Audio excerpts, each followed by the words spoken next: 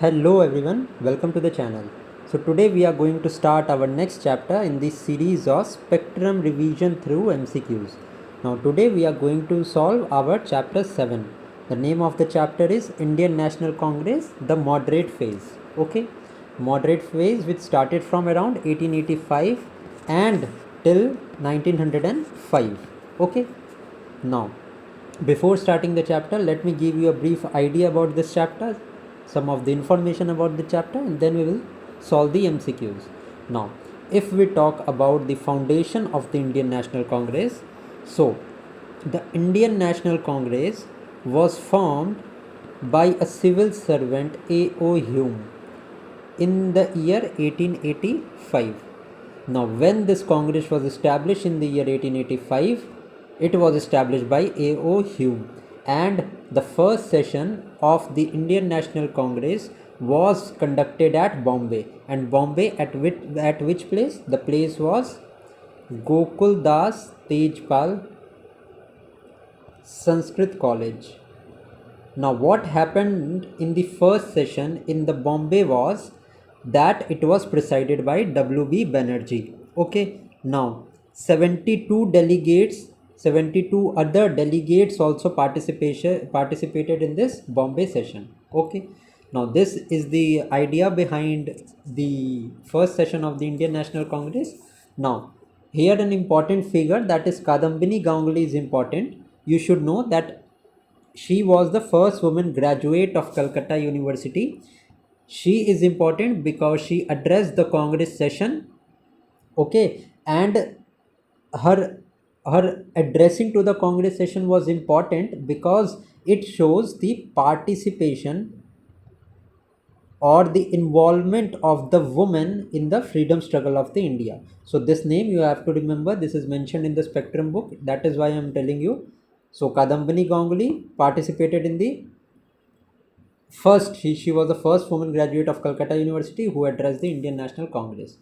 Now the first session was held at Bombay. Okay, now there is a theory regarding the formation of Indian National Congress. Now this theory was given by Lala Lajpat Rai, and the name of this theory was safety valve theory. Okay, now this safety valve theory explained that the Congress was an safety valve. It was a safety well. मान लो ये दो gas chamber हैं, ठीक है, gas one और ये gas to, दो gas chambers हैं, एंड ये जो पाइप है ये वेंटिलेशन का है. Okay, so this gas is denoted by the uprising, और it denotes the resentment that is there among the Indian population. So ये सेफ्टी वाल्व थ्योरी ने ये एक्सप्लेन किया कि इंडियन नेशनल कांग्रेस ये एक वाल्व की तरह है जो इस रिसेंटमेंट को बाहर निकालने का काम करेगी. ठीक है, इस गैस को बाहर निकालने का काम करेगी जिससे कि एक बड़ा एक्सप्लोजन ना हो.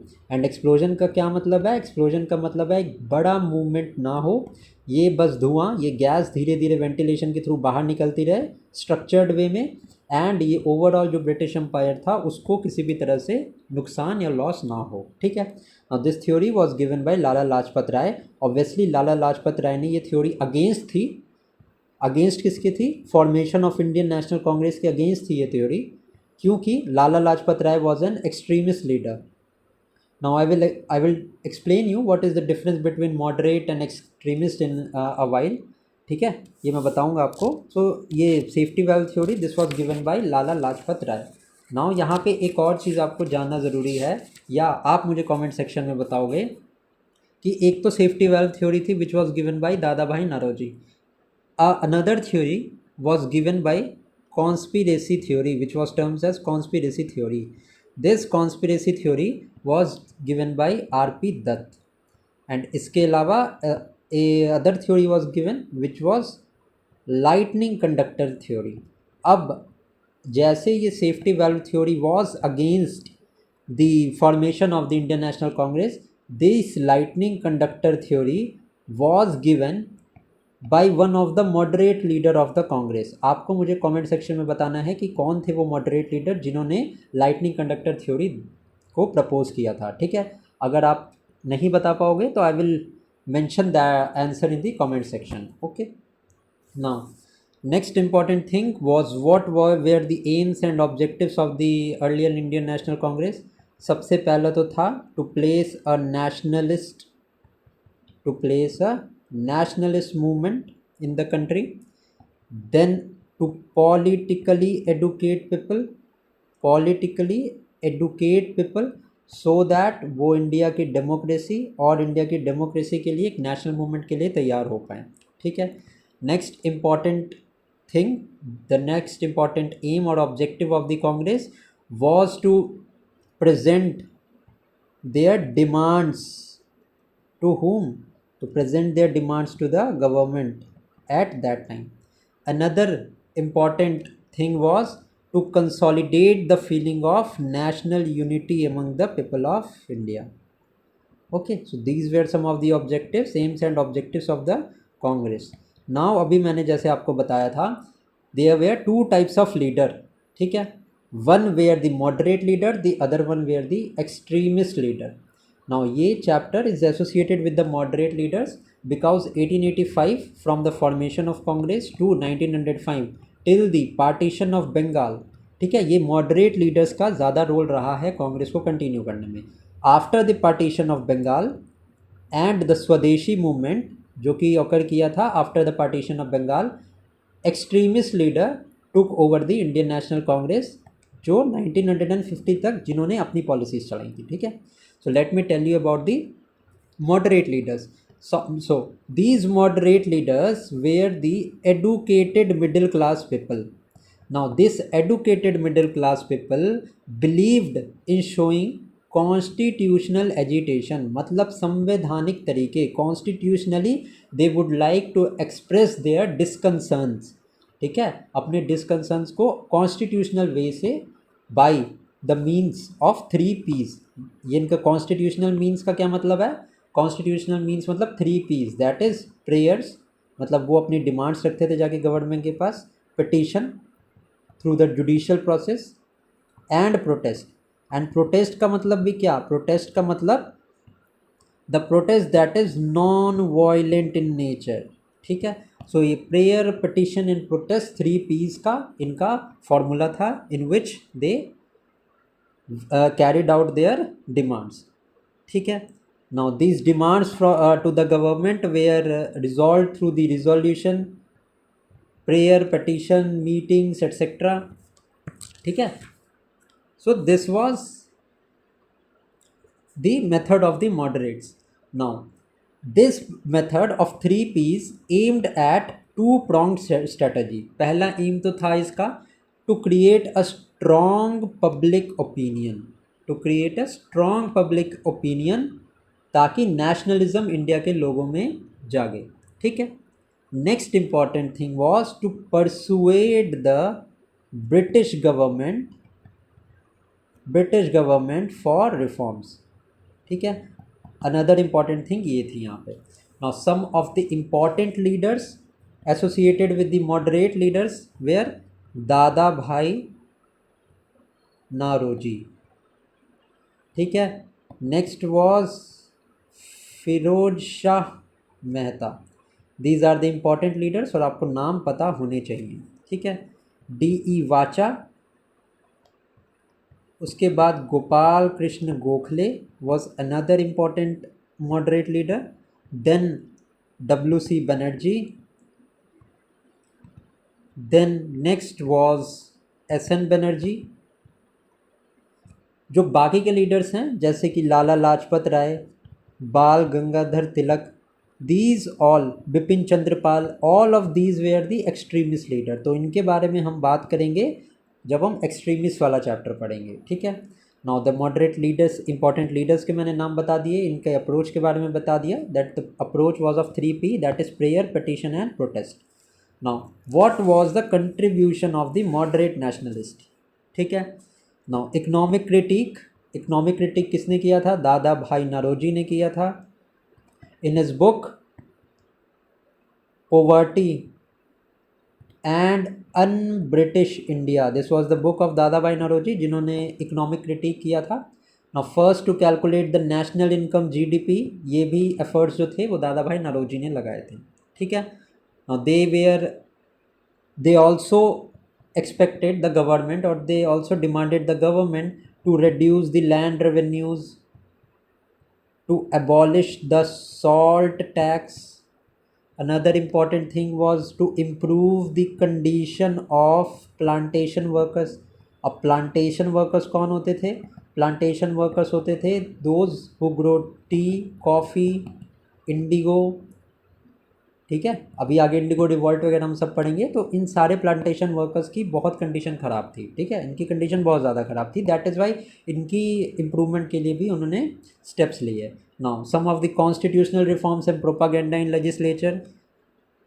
नाउ उनकी क्या क्या डिमांड थी? इनकी डिमांड थी कि एक्सपेंशन होना चाहिए इंडियन लेजिस्लेटिव काउंसिल का, एक्सपेंशन ऑफ काउंसिल, इंडियंस की रिप्रेजेंटेशन होनी चाहिए इस काउंसिल में।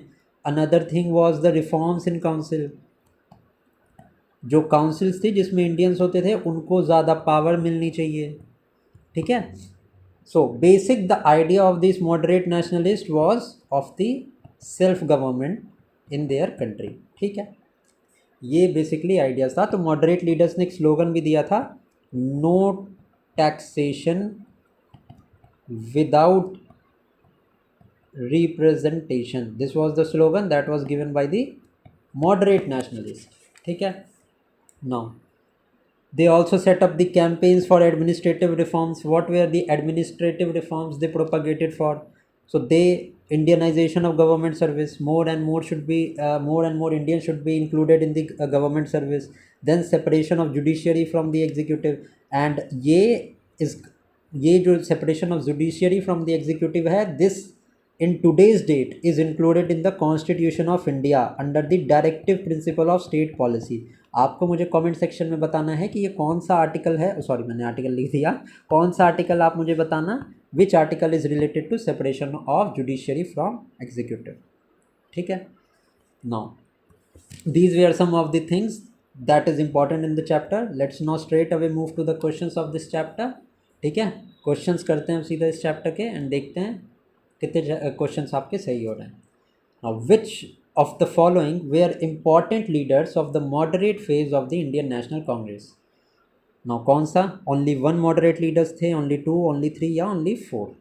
Now, Gopal Krishna Gokhale, I already told you, he was the one of the leaders. Anand Mohan Bose, Surendra नाथ बनर्जी, ये तीनों के तीनों थे। अभी मैंने आपको रिसेंटली बताया Bal Gangadhar Tilak was an extremist leader, he was not a moderate leader, ठीक है। सो थर्ड वन हमारा इनकरेक्ट है। सो आंसर हमारा करेक्ट यहाँ पे क्या हो जाएगा? ओनली 3 यहाँ पे करेक्ट आंसर होगा। But you should know about Gopal Krishna Gokhale. 2 points आपको जानने ज़रूरी हैं जी के गोखले के बारे में। सबसे पहला, he was the political Guru of M.K. Gandhi.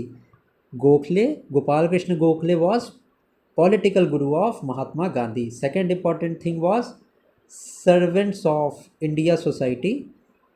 Servant of India Society was formed by Gopal Krishna Gokhale only, ठीक है। Now सुरेंद्र नाथ बनर्जी के भी बारे में भी important thing है, that is in the year 1876 he made an organization which was known as Indian Association, which is also known as the precursor of the Indian National Congress, okay। Now Indian Association was made by Surendra Nath Banerjee, ठीक है। Now this is some of the extra information that you need to know. बीजी तिलक के बारे में बहुत सारी information है, but this we will deal in the extremist chapter, okay। So इसका correct answer हो जाएगा हमारा only 3 is correct. Next is this question. Now the first session of Congress was held in Bombay in 1885 and presided over by Dadabhai Naoroji. Next is, अभी मैंने आपको ये बताया कि first session of WC of Congress was held in Bombay and presided over by Dadabhai Naoroji. No, it was not presided by Dadabhai Naoroji, but it was presided by WC Banerjee. Now WC Banerjee ने जब preside किया था ये session, 72 other delegates also participated, ठीक है। So the first statement is absolutely incorrect. Dadabhai Naoroji को आपको पता होना चाहिए, he was an he gave the economic critique also, जिसको पॉपुलरली नोन बोला जाता है drain of wealth theory. It was also given by the Dadabhai Naoroji in his book poverty and un-British India. ठीक है, so the first statement is incorrect. हमें यहाँ पे correct statement बताना है, तो first one we will straight away eliminate. Second is Kadambini Ganguly was the first women president of the Congress. Now this statement is it true? No, this is not true. ठीक है, why it is not true? Because the first women president of Indian National Congress was Annie Besant. ठीक है, अगर यहाँ पे बोले first Indian women president की अगर बात करें ये क्वेश्चन, देन आपका आंसर यहाँ पे होगा सरोजिनी नायडू. ये आपको पता होना चाहिए. ठीक है, Kadambini Ganguly was the first women graduate from Calcutta university and she address the Congress session in the year 1890. ये मैंने आपको बताया था. सेकेंड स्टेटमेंट भी हमारा करेक्ट नहीं है. So automatically we have come to our answer, that is the first session of Congress was held at Gokul Das Tejpal Sanskrit College in Bombay in December 1885. So the third statement is absolutely correct. हमारा correct answer हो जाएगा इस question का B. ठीक है, the third statement is the only correct answer. Okay, let's now move to the next question. Now आप इस video को पॉज करके ये क्वेश्चन ट्राई कर सकते हो. Now consider the following statement. How many of the statement given above were the methods of the early nationalist Congress? या फिर moderate leaders आप बोल सकते हो कि इनमें से कौन कौन से डिमांड्स थी moderate leaders की.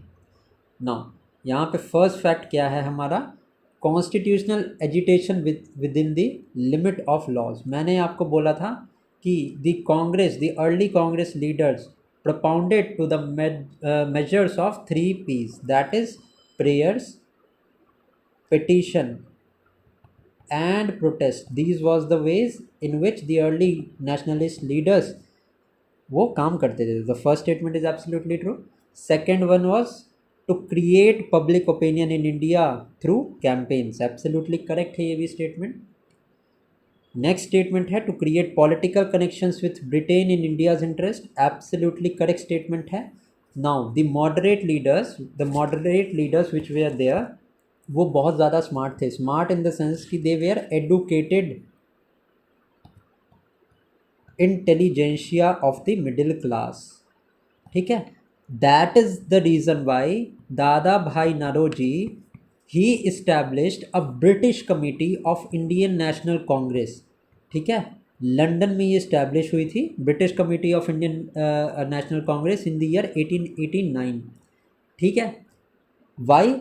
Dada Bhai Naroji kept the Indian point of view and the Indian demands in front of the foreign people, और the foreign people के रिगार्ड्स में इंडिया में कितना ज़्यादा ब्रिटिश जो है ऑपरेस कर रहे हैं लोगों को. This demand and this view point was shown by दादा भाई नौरोजी. ठीक है, so political connections were also made. So this statement is also correct. ठीक है, ये मेरे ख्याल से 2 बार रिपीट हो गया है यहाँ पे. ठीक है, now political training of Indian and inculcation of modern ideas into them. So this was also an technique. The spirit of nationalism was to be aroused. Also, more and more participation of Indians and more participation of people in the national independence movement was also a aim of the early nationalist of Congress. So यहाँ पे हमारे सारे के सारे statement जो दिए हैं वो एब्सोल्युटली करेक्ट हैं. Now next is regarding this safety valve theory. Safety valve theory is often discussed in the context of British strategies during the colonial period in India. Which one of the following development is the most aligned with this theory? Now safety valve theory पे ये question है. Explanation क्या है? The establishment of a platform to address Indian political demand such as the Indian National Congress. Now second देखते हैं, efforts to rally Indian support for the British war during the World War II. Now World War II started in the year 1939 और 1945 तक ये चला. तो safety valve theory हमने पढ़ा था was regarding the formation of Indian National Congress in the year 1885.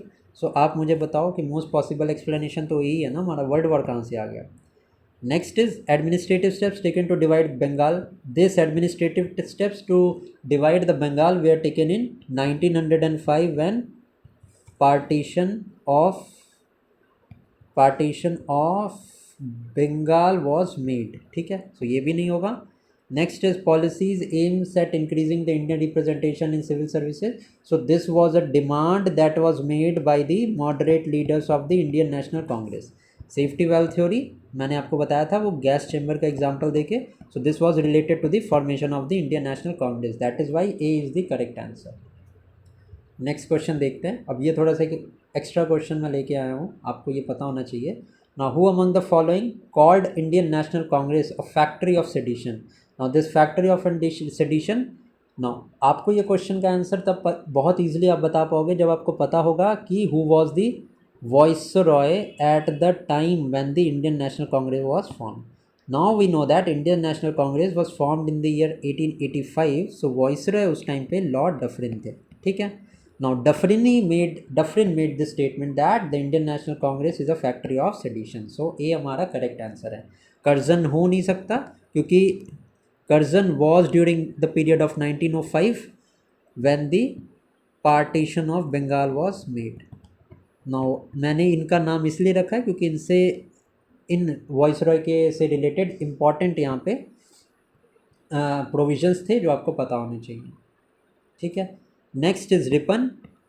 Ripon के पहले लिटन ने 1878 में ही introduce the vernacular press act, ठीक है, of 1878. So this was introduced by Lytton and this vernacular press act was abolished or removed by Ripon only in the year 1881, ठीक है. So this is all the information regarding this chapter. I hope कि आपको ये Indian National Congress का chapter समझ में आया होगा. अगर समझ में आया है तो do like this video, comment करके बताना आपको वीडियो कैसी लगी, ठीक है. And thank you for watching. Keep studying.